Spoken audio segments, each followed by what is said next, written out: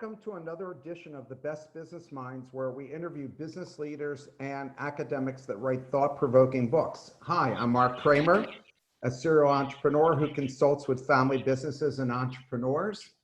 If everyone can please make sure that you're muted, that would be great. So please allow me to introduce you to our two sponsors, Matt Butler. Thanks, Mark. Good afternoon, everyone. Gallup surveys say that 3 in 10 U.S. employees strongly agree they have the tools and equipment they need to do their work right. That means the other 70% have to come up with creative solutions to get there. And those are called workarounds as far as we're concerned. And a workaround is a way of getting work done without solving the problem. But in our workshops, what we found is those workarounds, well-intentioned workarounds by good people in your organization, often cause your largest and greatest business challenges. That's why we come up with our proprietary visual imaging process. We work with your internal subject matter experts to show them for the first time how your process is actually causing your problems. We're so confident in this process that we're always willing to take our compensation as a portion of your savings and increase profitability. So if you want to reduce organizational stress and improve your competitive position, give us a call. Thanks, Mark. Matt, thank you very much. John Custer. Thank you, Mark. I'm a partner in Custer & Custer, a family-owned law firm outside Philadelphia. We work with entrepreneurs and family-owned businesses ranging in size from startups to lower middle market. Custer & Custer works with clients on matters from incorporations to protecting and licensing intellectual property to vendor contracts to buying and selling businesses. There's no cost to talk to us about your issue, and depending on the project, we can quote you a flat rate. So please feel free to contact us at custerandcuster.com. John, thank you very much. Well, I myself am very excited to have Jen Groover today. Jen, who along with writing this thought-provoking, very practical book, The More Method, which I am showing you right here, is an entrepreneur and one of the world's top motivational speakers. I've known Jane amazingly over a decade and met her just as she was starting out with her motivational speaking. And I've had Jen come and speak at my classes at Temple, St. Joe's, Drexel. And my students always walked away saying that Jen actually changed their lives, which is fantastic. So Jen, welcome. Hi everyone, happy to be here. Thrilled to have you. And I hope you're doing well considering everything that's going on. Yep, just taking one life of lockdown at a time. Yeah, of course. Staying positive, trying to navigate the new waters, make some adjustments to business and start new businesses based on new trends, which is an exciting time for entrepreneurs as well. Well, I look forward to hearing about that. And so tell us about where you're from and what was your first professional aspiration as you entered college? So I'm from Delaware County, so I know many of you are local, so you would know where that is. My dad grew up in Chester, PA. My mom was from Brooklyn, New York, and had a very interesting, somewhat traumatic childhood, which I believe set up the skill sets that I needed to be a successful entrepreneur. Resiliency, adaptability, the ability to escape in imagination and use creativity as capital. And so when I was going to college, I really didn't have much aspiration in the sense of having clarity as to what I was doing. School for me was my place to master my social skills, which, as we all know, are very important. And school was a place of escape for me. And so when I went to college, it was more for just the next step of life that everybody else was doing. So I was kind of going along with it. When I went to college, though, early on, in my first semester, I studied psychology. I took a psychology 101 class, and it was the first time in my life that I ever felt connected, truly connected to curriculum, where I felt that what I was learning was purposeful, that I could apply it to life, and most importantly for me was helping me understand my childhood and the dynamics of what happened in my childhood. And it was something that I got so passionate about because the more I learned, about the study of human behavior, the more I realized that that was one type of curriculum every single person should be learning. And they weren't. It was an elective for many. And to me, I thought it should be mandatory curriculum because we have all one thing in common, and it's human behavior, right? And the more we understand human behavior, the more we can be successful in every single aspect of life, in business, as a parent, just as a person contributing to community. So I wasn't sure what was going to happen at that point with my future, but I knew that psychology was definitely going to become part of it. So as I continued studying, I declared my major in education and psychology. And just by default, started my first business in college. I had always been an athlete. And so when I went home during a break, I went to do a step aerobics class to keep working out. And I totally just completely aged myself, I know. For those who know when the step aerobics boom started, it was in the early 90s. And it was so fun for me because up to that, as an athlete, all the workouts that we were doing literally made you feel like you're going to vomit. So this was exciting, where I would work out, feel like the time would fly, listen to music. So when I went back to college, I asked all the administrators if they could give me a space, 100 steps, and a boombox, literally a boombox with a cassette player, and I would take it from there. And that is one of the first business venture I had without realizing I was creating a business. Would charge everybody $3 a class, and so it became a business without intentionally starting one, but just out of passion of wanting to have everyone work out with me. So, yeah. So Jen, tell them about some of your entrepreneurial ventures, especially the handbag you created. Yeah, so that was the beginning of entrepreneurship for me. Really understanding how good it felt to create something and to be passionately connected to something. So when I graduated college with my degree in education and psychology, and my passion for fitness, I continued getting certifications in nutrition and physiology, and started a business in the fitness industry right out of college in Wilmington, Delaware. And then I became a national level fitness competitor, worked with Reebok on the aerobics performance team. And throughout this process, I think it's important to note that I really wasn't sure what the direction was that I was going in. But like many entrepreneurs, each step led to another pedestal in the right direction, led to another stepping stone in the right direction. So as a fitness competitor traveling the world, I was fortunate enough to meet many incredible thought leaders on mindset training, ones that were leading the way in this whole actualization of understanding that when you control your mind, you control your life. And those people were so attractive to me. And I sat at the feet of many of them, paid them to be my mentors, and would learn as much as possible from them. Because the degree, the foundation in psychology is more theory. What they were teaching is application. How do you really master your thoughts? How do some people become consistently successful but never peak to their potential?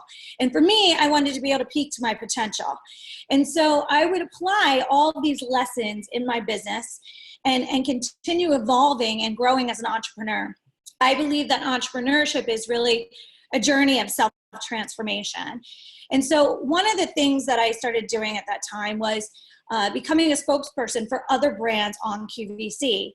And as I was doing this, I would look around and observe people and their behavior, what their thought processes were, how they became successful. And I realized a lot of the people were no different than me. They just were passionate, they had ideas, and they had the courage to take a lot of risk and turn it into multi-million-dollar companies. And so I would speak to a lot of these people. I'd ask a lot of questions. I'd start to apply the lessons I was learning from my mentors around how to really master your thought processes, identify the beliefs that you have subconsciously and consciously that hold you back from becoming more successful. And I started really evaluating these beliefs, and an enormous tipping point for me that really accelerated the trajectory of success was realizing that I had this belief that if I failed at something, I was a failure. My dad was in the military, and failure's not an option was a mantra that was in my house. as a child. So I realized that this belief that was projected on me was something that was really crippling my ability to be more successful. And so I identified that what the process in mindset training is when you identify a belief that's holding you back, you flip the belief to create a new belief. Usually it's an inverse of the belief. And you create a new greater value of the new behavior. So for me, when I identified this fear of failure, I created a new belief. And the new belief was I have more fear of regret than I have of failure. And I would say that mantra over and over again, because that's how you reprogram your brain. I have more fear of regret than I have of failure. And so as I started to believe that belief, I started to see new and different opportunities presenting in front of me. And I had more courage to take the chance because I realized that failure was just part of the process on the journey to success. So during this time period, when you're changing your brain, you're changing your perspective, and you're changing how you navigate and view the world. So fast forward a little bit, I was blessed with twins 16 years ago, and those twins really inspired a lot of inventions for me to make my life easier. One which you had talked about, Mark, was the Butler Bag Company, which was inspired by my girls screaming, crying in a grocery store line that made me think, how is it possible that we as women accept a bucket for a handbag? Like literally a bucket, water, put lining there and water and a mop, and it is a bucket. So my mom had a belief you're not allowed to complain about something unless you back it up with a solution. So that programming had me thinking as I was leaving the grocery store that night, what can I possibly do about this? How can I change this? How can I create the solution? And so this was all happening at that time period that I was really adjusting this belief, this relationship that I had with my fear of failure. So I kind of kept questioning, how can I change this? I'm not a scientist. I'm not a designer. I can't even draw a stick figure very well. How am I going to innovate or invent new technology in a handbag? So a few months after this grocery store experience happened, I was unloading my dishwasher, which I'd done since I was a child because it was a childhood chore of mine. And I happened to see a new opportunity in the dishwasher as I was unloading the utensils. And I realized that how the utensils were standing up straight in the dishwasher was exactly how I wanted everything in my handbag to be, standing up straight so I could have a bird's eye view of the knives, forks, and spoons. And so I took the dishwasher tray out of the dishwasher, stuck it in my handbag, and that became the prototype for the company that you referred to, Mark, was the Butler Bag Company, which was one of the fastest growing handbag brands in history. So let's talk about your new book. What made you write this book, and what did you learn along the way from writing it? So the book was inspired by my 20 plus years of teaching human potential. As I mentioned, the foundation of a dysfunctional childhood is life experience, right? Building on that, the degree in psychology and education, and then the continued life experiences and trainings in nutrition, physiology, emotional intelligence, neuroscience, quantum physics, and metaphysics all rolled up into one. And while being an entrepreneur, I would put all of these principles and practices or best of practices from these different disciplines into play.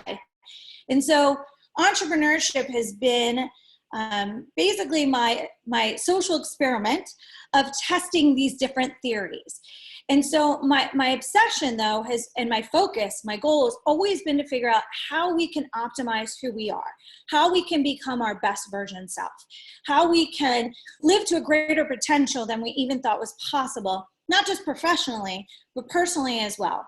And so the MORE method is the culmination of all those different disciplines in my 20 plus years of teaching human potential, with the underlying goal of as I'm teaching this all over the world and speaking in front of audiences, this underlying goal was, how do I take all of these complex disciplines and simplify into a methodology that anyone at any stage of life can get from where they are to where they want to go. And the MORE method is that. It's a methodology that teaches anyone at any stage of life how to be their best version self, better tomorrow than today, and so on. And so it's bringing all these disciplines together. And the methodology, MORE, the word MORE is an acronym. Yep. And so that this acronym can be used as a framework for anyone to really audit their daily lives of how they're doing, right? So the M stands for mindfulness. The more we are mindful in life, the more we will get out of life.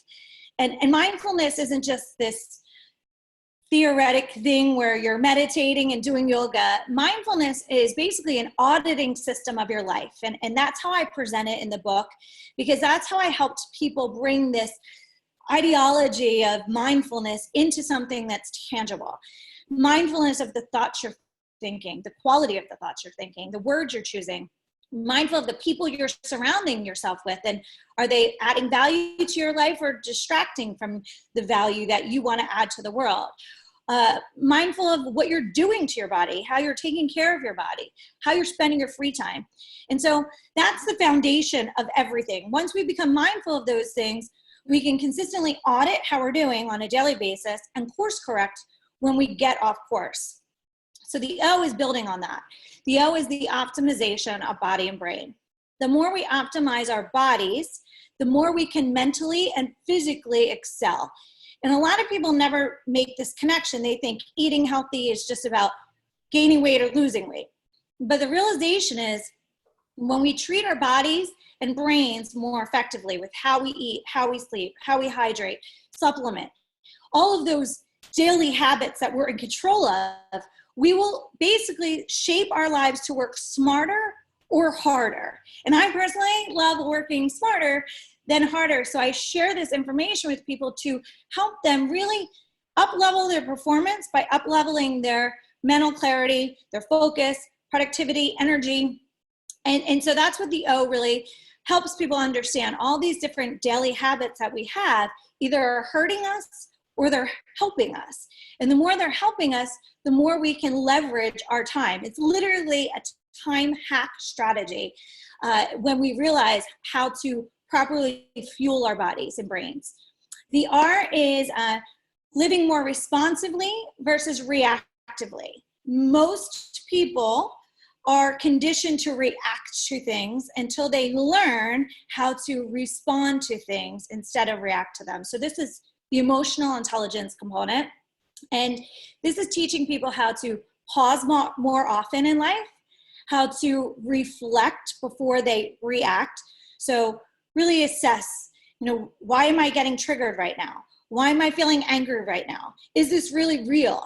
And then move into the next step, which is reframe. So how do I reframe this so I don't react? So I stay calm and centered. So I stay in control. So I am a better version of myself with how I interact with this person who's just triggered me. And then last part of it is then when we re-engage. So it's pause, reflect, reframe, and then re-engage. This could happen in a matter of seconds, or it can happen in a matter of hours or days. But the formula remains the same. So when we re-engage, the goal is to always re-engage as emotionally calm and centered as possible with the best version of yourself. So when someone triggers you and you're not being the best version of yourself, you could even excuse yourself of, hey, listen, I would like to process what just happened and come back as a better version of myself.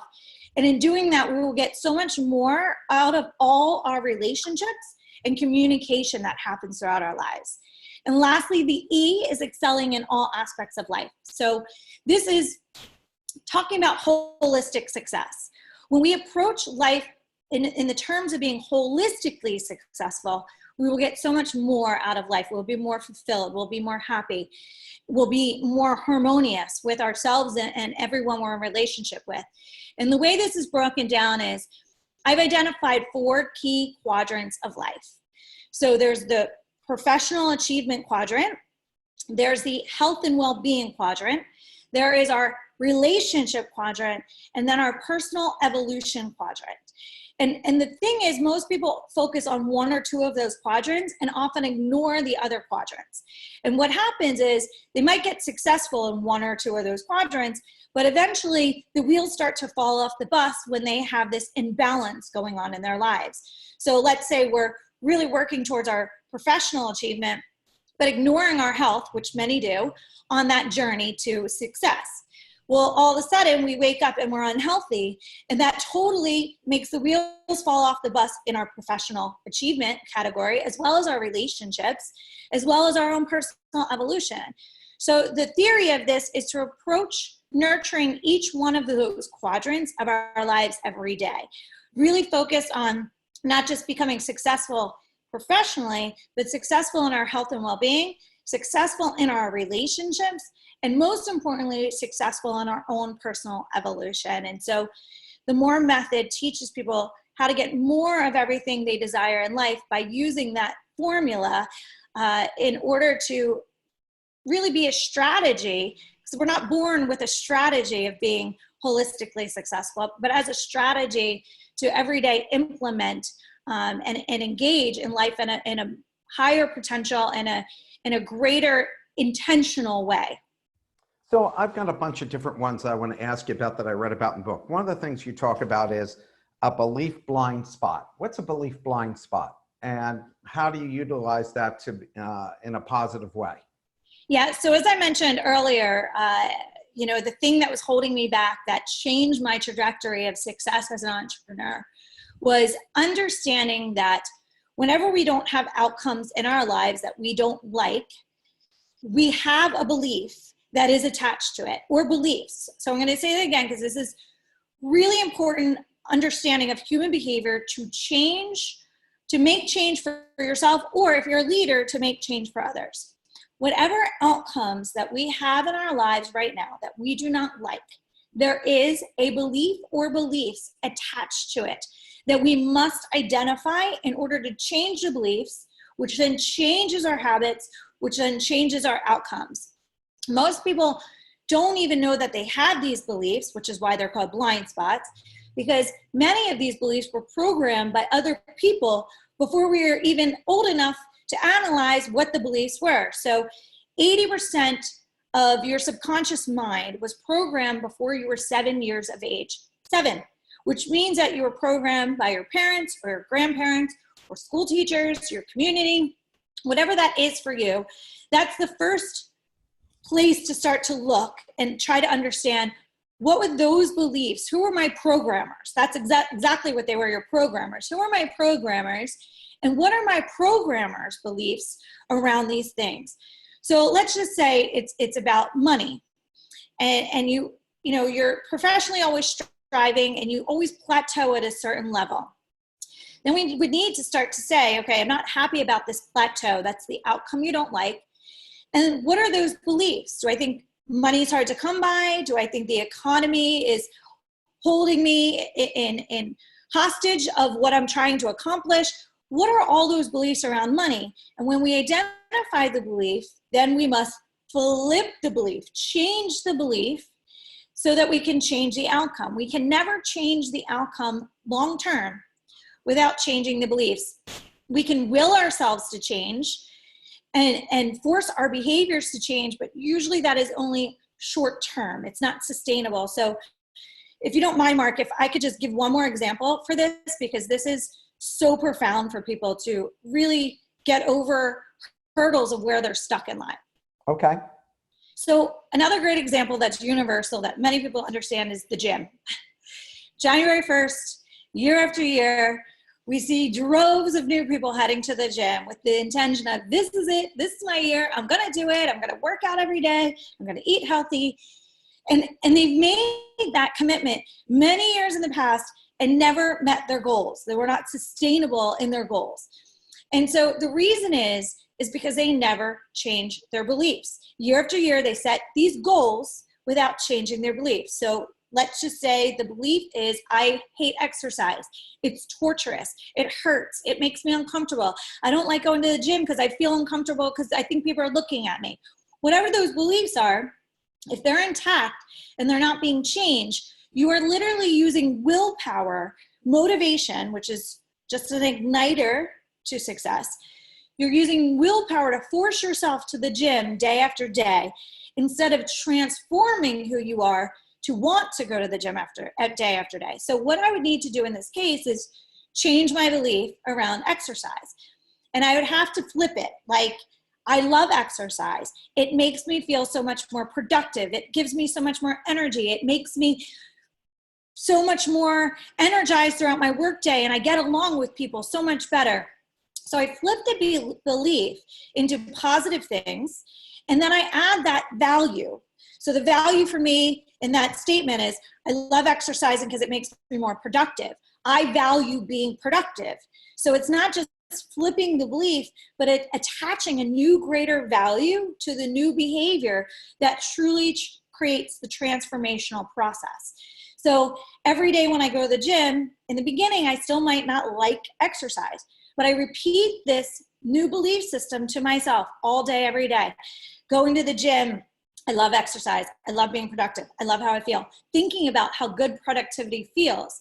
And eventually, after about a month of this, varies between people, 21 days, 28 days, creating a new habit, your body, your brain eventually just starts to believe this new belief. And eventually you don't even need to think it. You're just going to the gym every day because you know it makes you feel good, makes you feel productive, and allows you to excel at a higher level of life. So the blind spots and beliefs is the most important thing for people who are consistently already striving. They're already motivated, but keep getting stuck. This is the blind spot that they need to know about in order to truly create long-term change. So one of the things you wrote about in your book was the sum that you become the sum of the 5 people you're around the most. What do you mean by that? Right. So who we surround ourselves with affect how we feel, affects how we think, affects how we strive. So if we are consistently surrounding ourselves with people that are negative, it is going to bring you down and impose negative thought processes. Even if you're positive yourself, it will impose those negative thought processes upon you, which will affect you adversely, negatively, in a mental and emotional and physiological state. So you have to evaluate, are the people that I'm surrounding myself with adding value to my life, or are they distracting value from my life, or draining energy from my life? So there's a movie that's coming out soon that was actually inspired by Delco called Crabs in a Bucket. And the whole crabs in the bucket theory is that when people from Delaware County would try to get out of the bucket, that the crabs would bring them back down to keep them at their level. And so are the people that you're surrounding yourself with inspiring you? Are they challenging you? And this isn't just physical connection anymore. This is also social media. So the people in your social media feed are also affecting how you view the world, whether you're inspired or whether you become uninspired, whether you think positively and optimistically or negatively and in a fear-based mindset. So it's not just the physical people, but it's also the people that are in your social media feed that are affecting how you feel now, and you need to audit that. And if there's people that are in your social media right now that are distracting from your attention or optimism, just, you can put them on a silent mode right now. Don't necessarily defriend them because that might start drama, but just make them silent right now. And so that you can focus on being more positive and optimistic. So you write about being an intentional creator, and I think everybody wants to be a creator because that drives positive things that are going to happen in your life. So talk about that. What is that? Yeah, so intentionality is something that's really critically important. And what's interesting, Mark, is when I go to corporations and do the More Method training, this is the one aspect that most C-level and above executives and board members will say to me, wow, this is what I wasn't doing.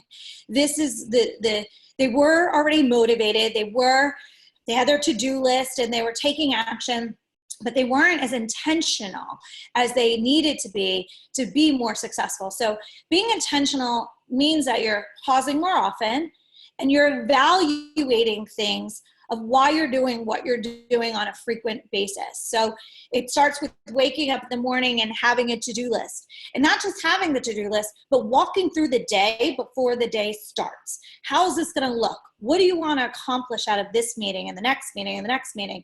Before even setting a meeting, setting the intention for the meeting. So I love when someone calls me and says, hey, could I have 30 minutes of your time? Here's what I want to accomplish. Awesome. Because now we know what we're talking about and working towards when we begin the conversation. So we get so much more out of the conversation with the intention there.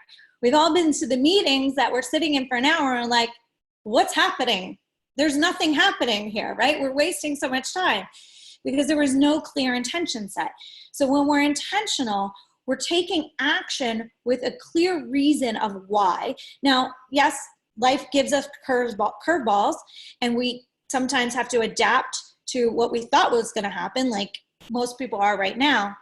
But being intentional is having a lot more strategy into why you're doing things so that you can keep moving towards your goals without, the busier we get. And this is why, the C-suite and above always say, Jen, this was the game changer. I'm so busy. I was just whirlwinding through my day, going in and out of meeting and having no idea what was happening and why I was doing things, and just pausing for 2 to 3 minutes before each meeting and pausing 2 to 3 minutes after each meeting was such a game changer for everybody. So, the one thing I keep hearing from you is that you've got to be well organized and you have to be well disciplined. I mean, everything that you talk about requires, you're thinking about everything before you start your day. You lay out a game plan of what you're going to get done. Then you have to have the discipline to stick with that plan, and also to evaluate who could be wasting your time that won't allow you to accomplish it. And therefore, if you don't accomplish it, then you feel depressed and you feel like you came up short at the end of the day. Right. So what do you mean by mindfulness, and how does that play a role being successful in whatever way you define it? So before I answer that question, I just want to echo what you said about discipline. So what I found in the fitness industry when I was a competitor was discipline is an expression of self-worth. And that was really profound for me when I realized this. This sense of discipline was really aligned with people who had a high sense of self-worth and the acknowledgement that they were worthy of accomplishing things. And so let me also be clear. I love to also be a free spirit. That's who I am naturally. I love to, be spontaneous in life.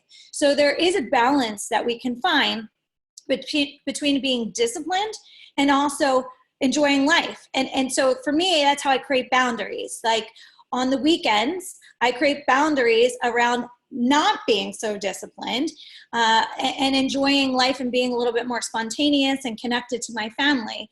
So, and that is an exercise of discipline in and of itself, especially for overachievers to learn how to just let loose and be present and enjoy life, right? Yeah. But mindfulness in business is just being very aware of, and this is aligning with intentional, just being aware of, what success means to you, right? So a lot of times, every time I do a keynote on this topic, I begin with the question, what is it that everyone in here wants more of? That question is so profound. And I highly recommend any of you who are leaders, who have staff, to ask this question to people often. What is it that you want more of? When they answer this question, you will see their values. You will see what they value and what they prioritize in their lives. Now, the next interesting part of this in the sense of human behavior is a lot of what they want more of is not aligned with their goals. So they're saying they want more time, yet their goals are to create a business and a structure that doesn't leverage time, right? So if I was working with a client, I see they want more time, but I also see they're creating a business with a business model that does not leverage time. It's literally trading time for money. I would have to challenge them to say, okay, what you desire and what your goals are two totally different things. So you're literally working against yourself all day, every day, trying to accomplish the goal and accomplish your desires that are completely out of alignment. So Being mindful is really getting clear as to what it is that you want more of. What are you really working towards in your life? And making sure that your goals align with it and your habits align with it. So coming from a dysfunctional childhood, one of my greatest desires consistently, and what I am most proud of in my achievements, is consistent inner peace. Consistent inner peace, just having peace in my life. That's very valuable to me. So because that's valuable to me, I then can be very disciplined in not allowing people in my life that disrupt my inner peace, not taking on projects that will disrupt my inner peace, not doing things that do take me out of alignment with that desire. And that's why that question is so much more important than what are your goals. We must build with the foundation of what we want more of, then we can see our value system, and then we can decide how to live our lives based on that. So when we get clear as to what we desire more of, we then get a lot more clarity into the behaviors, the daily habits that we need to stay in alignment and mindful of what we truly desire in life. So right now, people around the world have been under a lot of stress for a few months, as you've been watching and reading and observing yourself. You write about emotional harmony affecting resiliency. I'm guessing a lot of your speeches have been canceled. How do you manage to stay positive during this? Yeah, so that's a great point. I feel the universe constantly gives me lessons to continue to stay sharp in my teaching. So I was right in the middle of a book launch. And as you know, Mark, book launches don't just happen by whim. There's things that are planned for like a year in advance. So there's a lot of time and energy and resources that go to that. I had, between March 15th and June 30th, over 40 speaking engagements and appearances canceled. And at this moment, I'm pretty much looking at probably most, if not all, of the speaking engagements and book signings and appearances canceled through the rest of this year, which is over another 65. So over 100 of the speaking engagements and appearances canceled. So that's massive revenue for a speaker, as well as the momentum of a book launch, which there's pressure upon from your publishers as well. So I had to, instead of crumble in the state of fear, I had to say, okay, I can't control this. I can only adapt to it. And the more calm I stay and the more positive that I stay, the more I can adapt to it. And that's number one. That's like the first part of the process, is to stay calm, to not get in the state of fear, because fear is constriction. And constriction does not allow your brain to fully be optimal in strategy and creativity and innovation. And then, how can I do this differently based on what's happening in the world? So obviously virtual things like this is a big part of the new strategy. And staying focused on what's positive in it too. So a positive thing is a lot of companies didn't want me to do virtual trainings. They wanted me there in their office space. And sometimes it wasn't optimal time-wise for everybody. Well, for me specifically. So this change has allowed me to start to do a lot more virtual trainings for companies in different parts of the country or the world, which helps me maximize my time. So in adapting, I constantly always have to look to the positive of what I can focus on, to not get down this negative rabbit hole of what's wrong and missing and gone, but seeking the opportunities, because there's opportunities in every single obstacle. And I said in the very beginning, I'm creating new companies right now. There's new companies that I'm starting, 2 new ones as we speak, based on the fact that human behavior is changing. And every time there's a recession, human behavior changes, which means entrepreneurs have an opportunity to figure out what that change is and how to add value to the change behaviors. I mean, that's how I ended up starting this show. I just thought that entrepreneurs would like to learn things while they have this downtime. And I started doing a few interviews with people. And before you know it, I had a show. And now I've got book publishers sending me books every week for me to put their people on this show, and now running them 2 a week. So I thought this would be a good time to take advantage of it.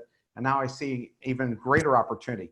One of the things before, I want to circle back to the book, but before we do that, I want you to tell people how you became a motivational speaker, and congratulations on being the Motivational Speaker of the Year last year. Thank you. Talk about a little bit about that journey, like why you decided to do it, and you rose all the way to the top, but it wasn't overnight. It's about a decade. Oh, 2 decades. Uh-huh. The overnight success was 2 decades long. It's funny, Mark, I never, when I was younger, didn't set out for something like this. As a matter of fact, my mom had a TV show when I was a kid, and she would put me on as a kid commentator. And I was in grade school at this time, and other kids saw me on TV and would make fun.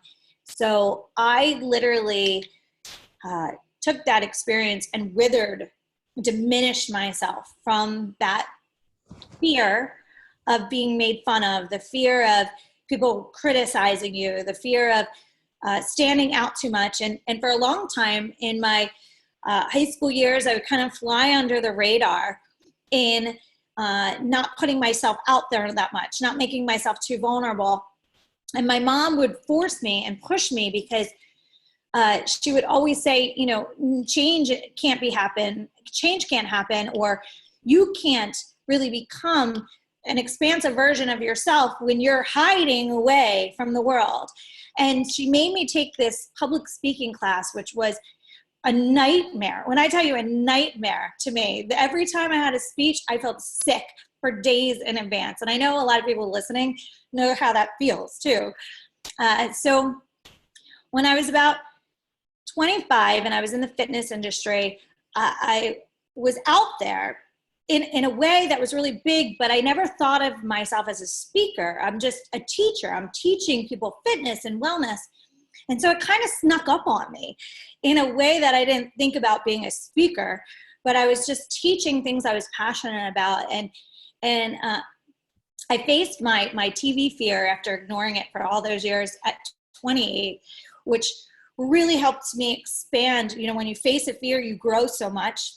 So facing that fear really made me expand and become an even more confident speaker, and confident in what I was saying, but confident in not worrying about so much what other people are thinking. And I know that that's what happens for a lot of people that want to speak more, want to teach more. They're paralyzed by the same fear that I was, which is worrying about what other people are going to think. And it is something that you have to be confident to get over, or at least minimize the mental jargon and damage that happens in that process.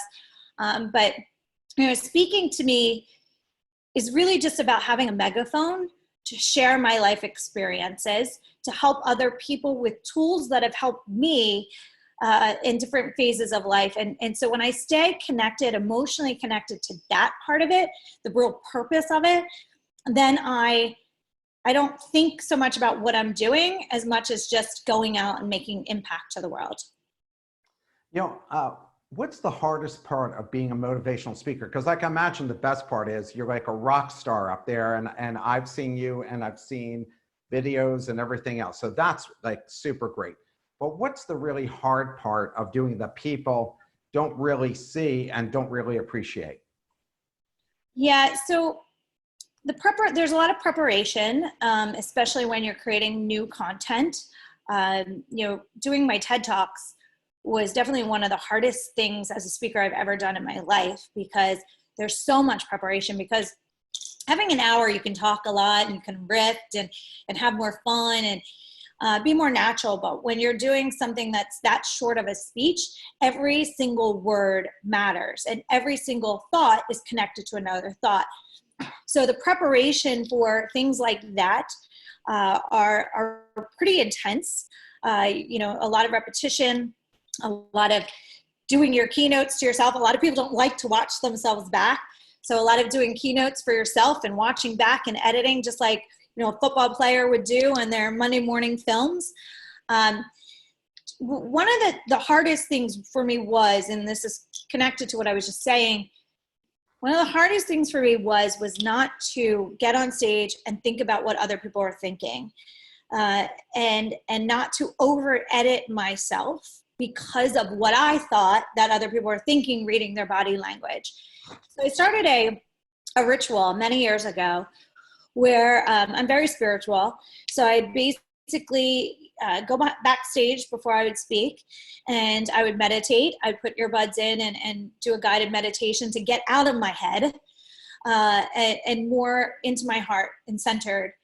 And basically just think to myself, I'm now a vessel. When I step on stage, I'm now becoming a vessel of information that I would like to tap into a greater consciousness than myself and just be used as that vessel. So I would literally envision it as just information coming down and out to the audience that they need to hear. And it's amazing when you do that. I know, Mark, that you've probably experienced this before, where it's almost like you're in a trance. When you get off stage, you're like, I have no idea what I just said.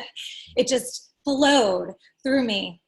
And so when I learned how to let information flow and stop editing, that's where my career as a speaker really accelerated. Is it lonely being on the road? Are you by yourself typically? Yeah. So it's funny. I like being alone too. So I'm very social, but I'm also very much introverted. And when you speak, those of you who have spoken in front of big audiences, it can be really exhausting. Your adrenaline's up. So physiologically, your adrenaline's up and then it crashes because you're just on.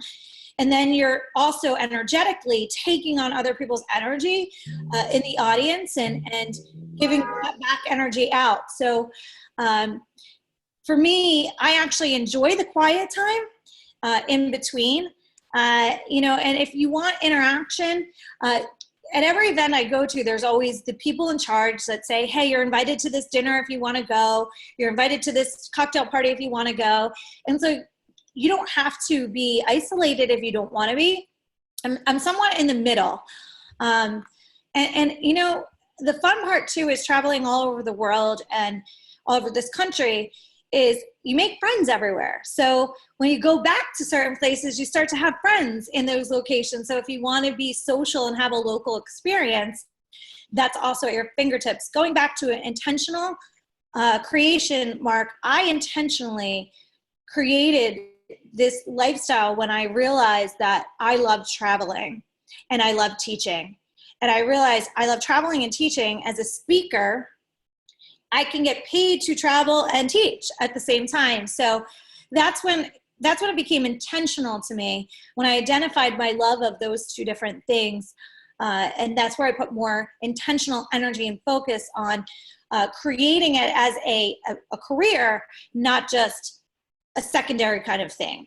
So how do you get the balance? Because it's twins, isn't it? Yes, right. I have twin daughters. So how do you manage the balance of being a mom and being an international speaker? Because you're on a plane all the time going somewhere.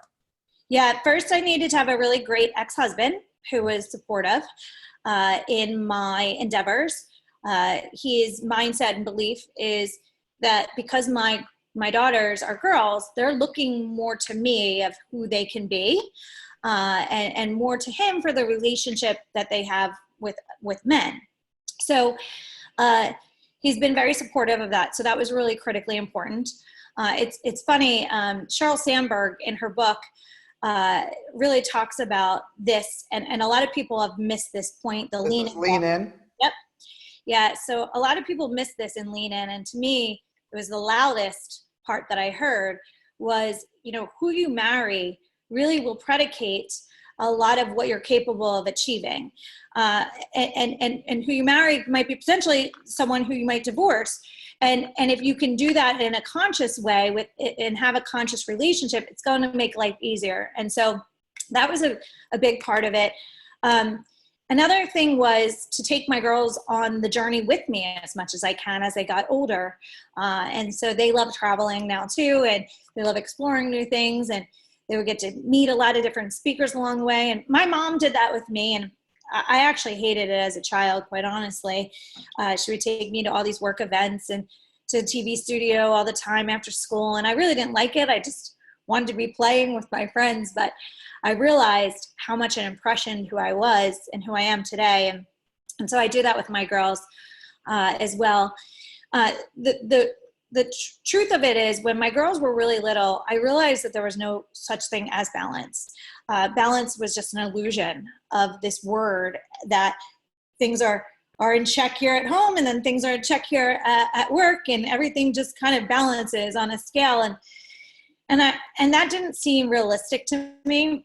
So I took a different approach, which was I used my professional life to re-energize me as a parent.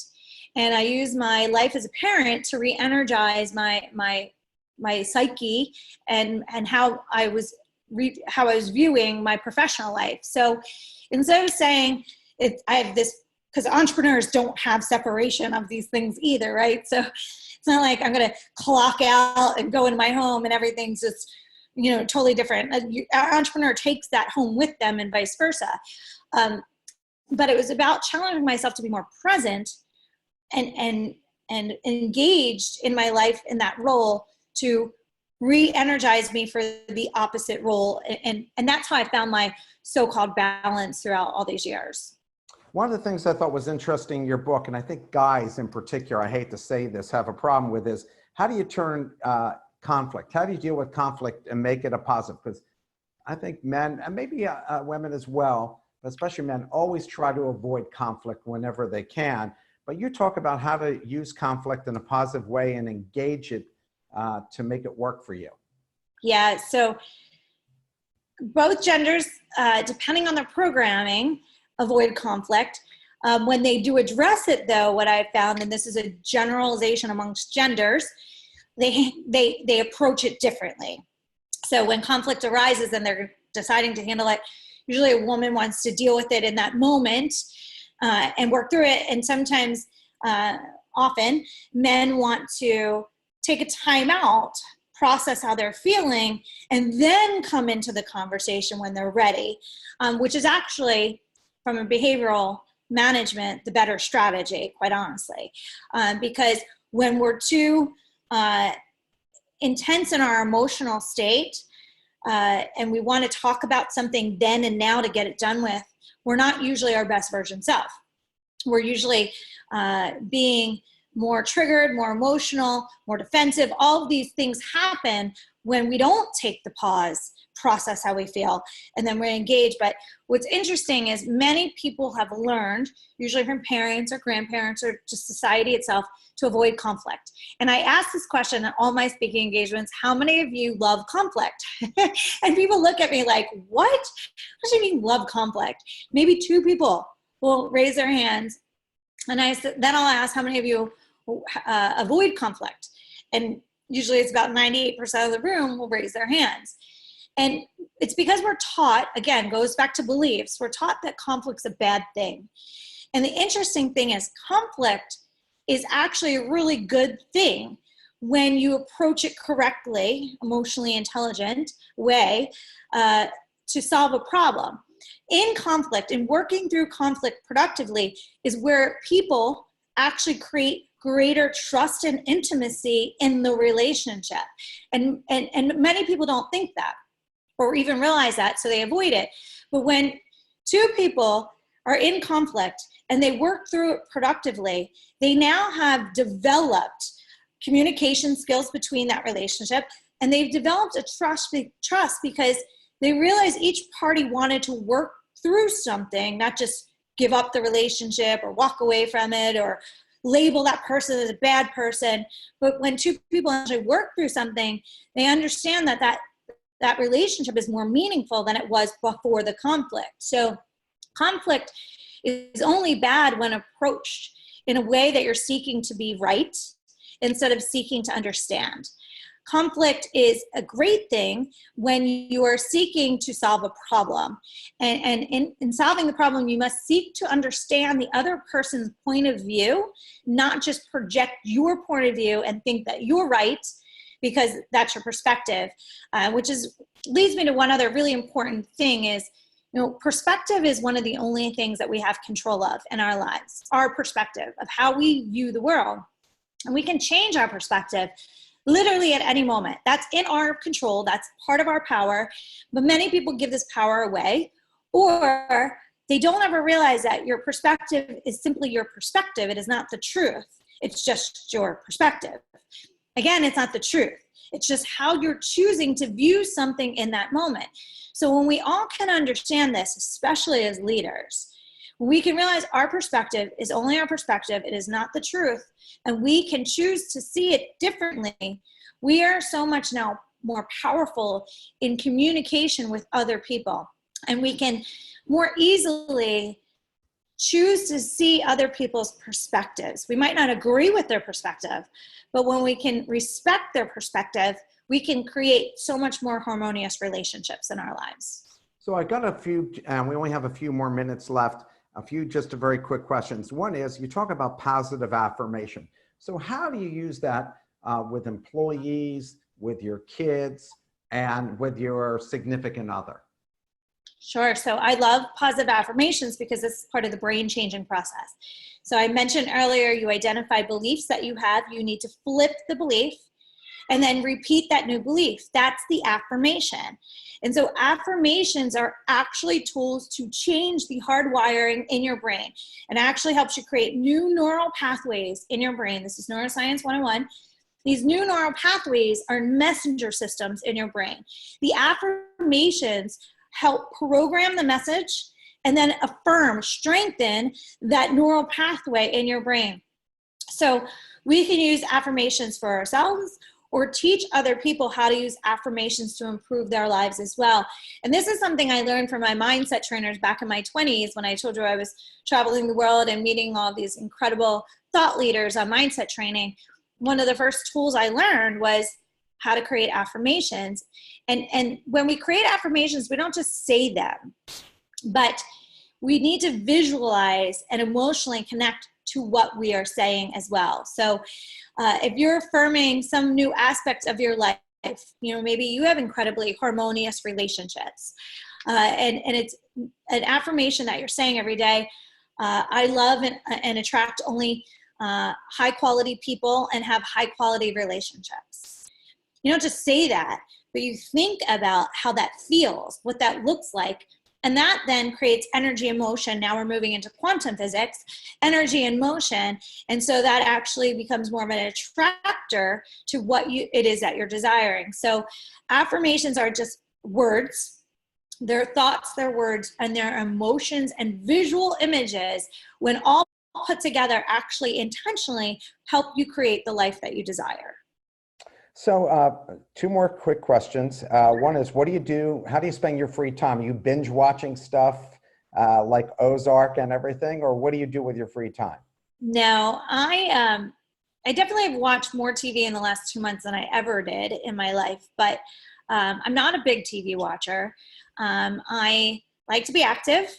I like to be out doing things if possible. Like today is a beautiful day. So if I can take all my calls while I'm walking, that's what I do.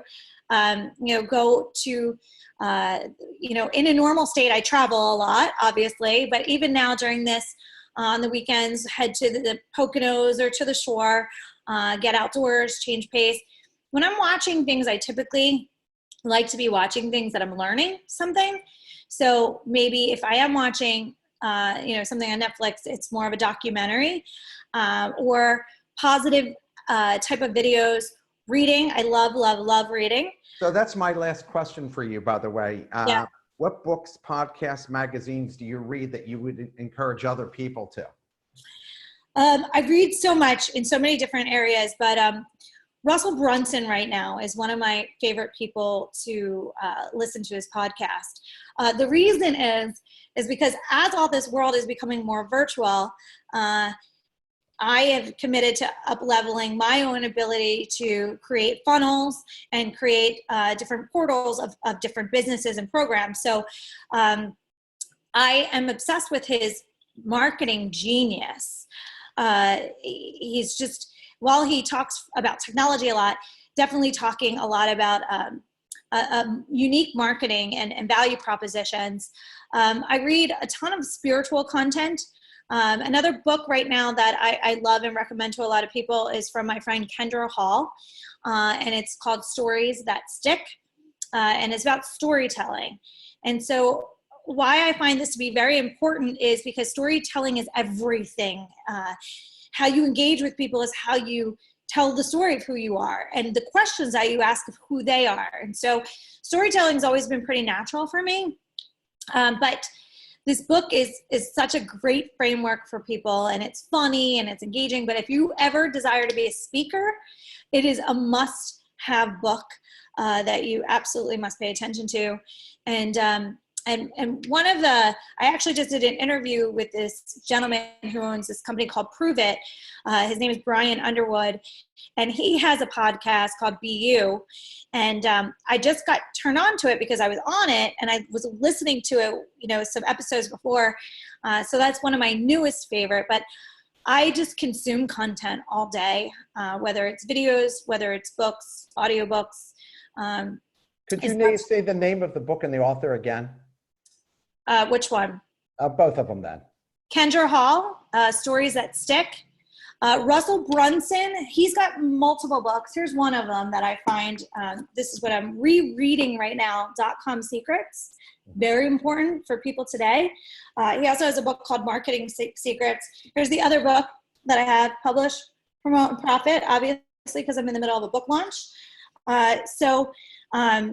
And Brian Underwood, Be You, is the name of his podcast that I just recently got turned on to as well. So those are ones in all different genres and spaces, but I think especially for those of you who are into growth, I think it's really important for us to, I obviously love human potential content, but I think it's important for me to get out of just the one genre and keep reading things that are uncomfortable or really challenge my understanding of things. So that's what I consistently look to do.